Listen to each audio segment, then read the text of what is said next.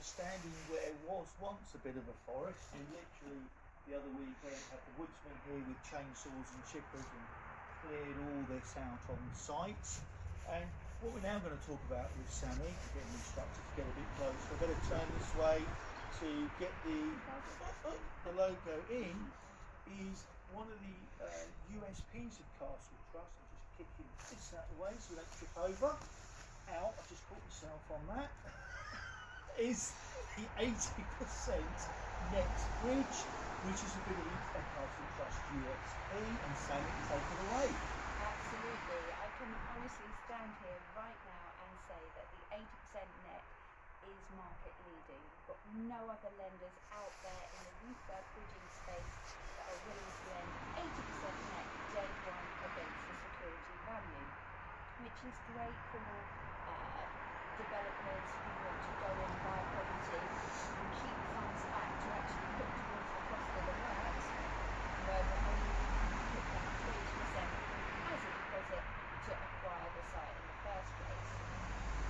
Not only have we got 80% net as market leading, but currently with a great reduction in pricing, that starts at 0.79% per month, which again, market leading rate and market leading 80% net. But also that's not to discount from the fact that you do a 75% product with 100% drawdown for people who want the drawdown tranches on a development as well. Absolutely.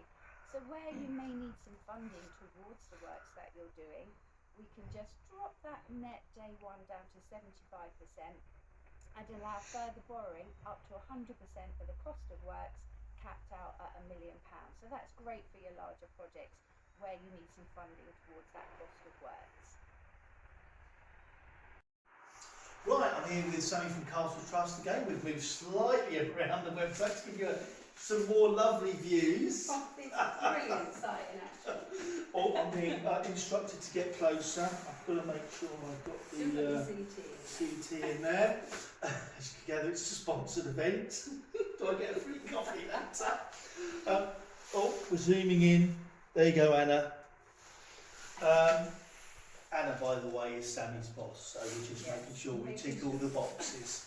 What we're going to talk about today is day one remortgage, and this could be you bought a property at auction or below market value, or got a site like this, and then you want to refi onto a buy-to-let product at full market value, and what that looks like. And this is one of the products that Castle Trust also do.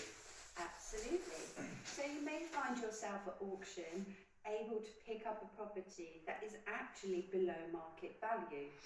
We can support that purchase by lending 90% net of that purchase price value, but knowing in our minds, in your minds, that actually that security has got a higher open market value. So therefore, when we're looking to come out of the transaction at the end, there's no minimum time for that property to have been held for us to then refinance it at the open market value. So you could actually end up in a situation where you're only putting 10% down, but within a few months you're actually realising that capital, pulling it back out of the security by refinancing it at that higher open market value.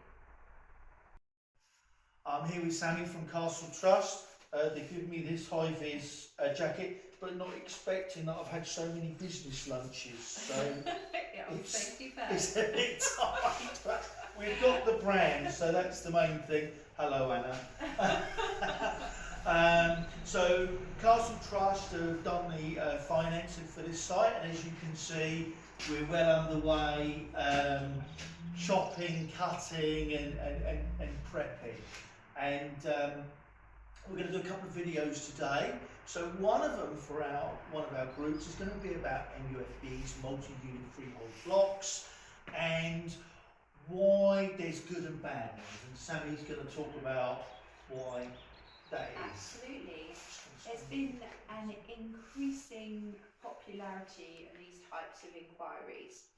And what we're seeing is just because you are splitting titles, it doesn't always add value to the security.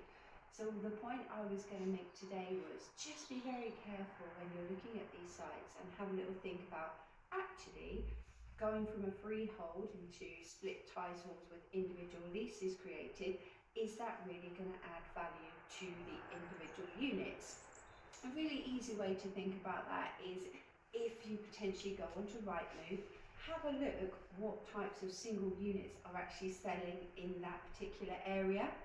Because if the units that you're creating are particularly small, there's a high chance they're not going to appeal to owner-occupiers, and therefore the value that you think you will be adding, you're actually not, because that particular block may well be more suited to being an investment, occupied on a tenant's basis, let as a buy-to-let. Does that help? Lovely.